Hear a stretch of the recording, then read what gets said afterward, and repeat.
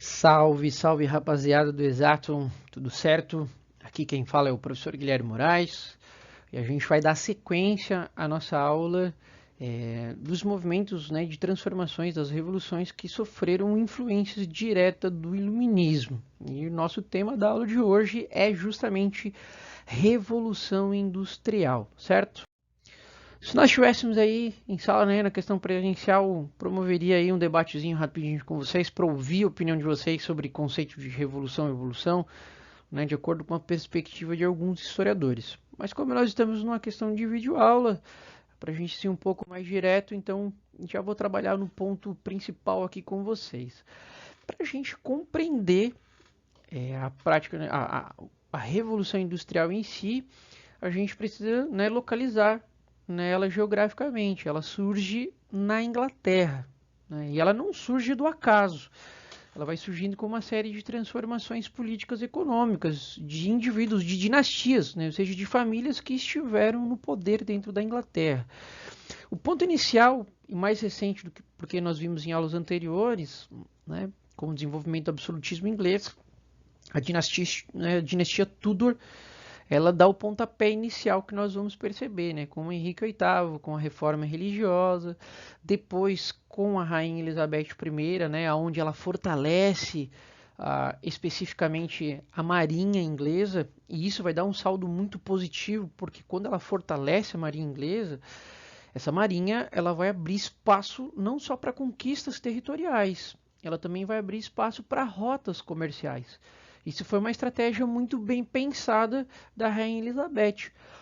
Posteriormente, com o que nós vimos em aulas anteriores, com as transformações políticas que a Inglaterra vai sofrer, né, como efeito da Revolução Puritana, em 1651, nós temos um efeito aí com Oliver Cromwell determinando o que é chamado os atos de navegação. Esse atos de navegação ele consolida a marinha mercantil inglesa como, né, hegemônica. Ela vai obrigar que as parceiras econômicas da Inglaterra utilizem as frotas e rotas inglesas. Para que utilizem as frotas e as rotas, obviamente, essas nações teriam que pagar tributos para a Inglaterra. Isso vai acabar então representando que a Inglaterra se torna hegemônica, ela vai tendo uma imposição de alianças econômicas ou através, né, de uma dependência de outros países ou através do uso da força. A gente tem aí, a gente pode fazer uma ponte rapidinho com vocês em história do Brasil, que é o Tratado de Mitchell, né? Em 1703 é estipulado que é chamado Tratado de Tecidos e Vinhos. A Inglaterra fornece tecidos e aí Portugal, então, em troca, né, fornece vinhos. Obviamente, numa questão de compensação, Portugal vai ficar devendo, né? Porque a Inglaterra vai fazer pouca aquisição de vinho, em contrapartida, Portugal vai fazer muita, né, aquisição de tecido. E para compensar essa balança deficitária no comércio, a Inglaterra vai lá e, né, faz a requisição do ouro que é extraído aqui no Brasil. Então a gente tem uma conexão aí com a aula de História do Brasil, certo? Então, para a gente entender um pouquinho, né, a Inglaterra, como falei para vocês, nessa transformação política, ela vai passar por uma série de transformações vinda de cima para baixo. E um dos exemplos que vai garantir isso é, né, os atos de cercamento, né, o que são chamados os Enclosure Act. Quando nós começamos a ter o cercamento de territórios, né, pelo Estado inglês, esses territórios eles serão protegidos pelo Estado e serão estimulados, né, a produção em cima desses territórios por uma nova classe proprietária de terras. Essa nova classe proprietária de terras, ela não vai fazer o continuismo de uma política agrária, né, de agricultura. Ela vai investir aí, né, em recursos na criação, na atividade pecuarista, né, de ovelhas nesse momento. Então esses indivíduos, né, pecuaristas, essa dita nova nobreza, né, o gentry aí, essa nova nobreza pecuarista, ela não vai estar ligado à antiga nobreza proprietária de terra agrícola. Ela vai estar alinhada a uma nova nobreza que, pela criação de ovelhas destinadas, né, à produção de lã, produção de tecido, essa nova nobreza ela vai estar muito mais conectada com a burguesia. Né? Então ela vai ter uma aproximação mais próxima à burguesia com as ideias liberais burguesas. Né? Então ela já vai pensar no capital, ela não vai pensar num conservadorismo, num tradicionalismo político. Então isso vai ser algo favorável para as ideias liberais entrarem dentro da Inglaterra e transformarem a situação política e econômica. E o que a gente vai ter feito, tanto que o que nós vimos em aulas anteriores, como a Revolução Puritana e posteriormente a Revolução Gloriosa, que consolida o parlamentarismo inglês a partir de 1688, aonde quem é que comanda a política do Estado inglês não são mais os monarcas, e são agora, a partir desse momento, o próprio parlamento e o primeiro-ministro, e esse parlamento vai colocar em prática uma política que favorece a economia dessa elite, proprietária de terra ou proprietária, né, dos ritmos mercantis, ou seja, privilegia a nobreza ou privilegia a burguesia. Isso vai acabar, então, pegando pelo histórico que a Inglaterra tem nesse momento, pelas construções da marinha que nós falamos com a Rainha Elizabeth, com os atos de cercamento, isso vai favorecer com que cada vez mais a economia inglesa seja focada na produção de tecido. A situação ainda vai aumentar porque em 1620 se consolida em definitivo a ocupação da Inglaterra na América do Norte. Então, aí a Rainha Elizabeth adota estrategicamente que no território inglês se cria ovelha. No território da colônia se produza, né, o que nós teremos de algodão.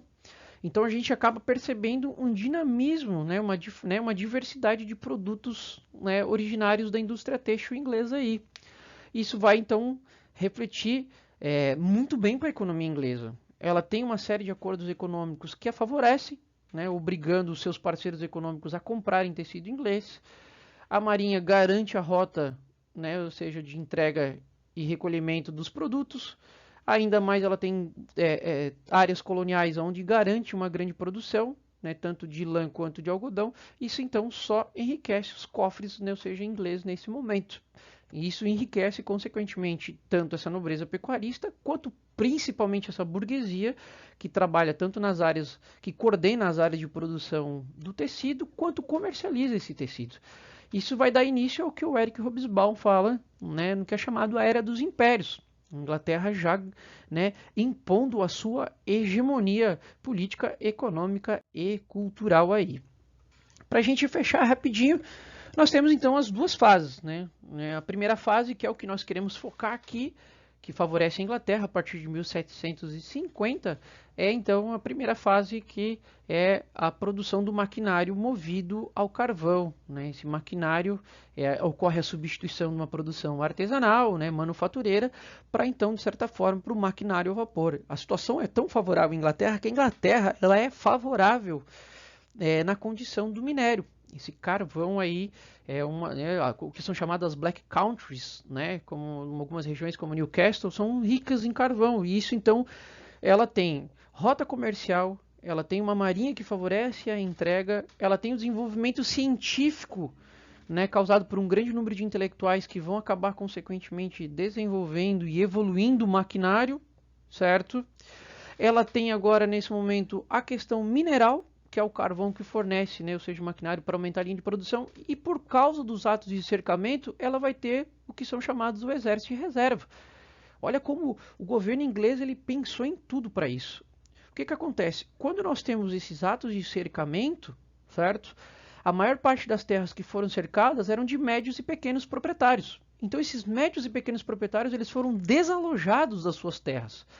E quando eles perderam as suas terras, eles já não trabalhavam mais na agricultura nem na pecuária, eles estavam desempregados.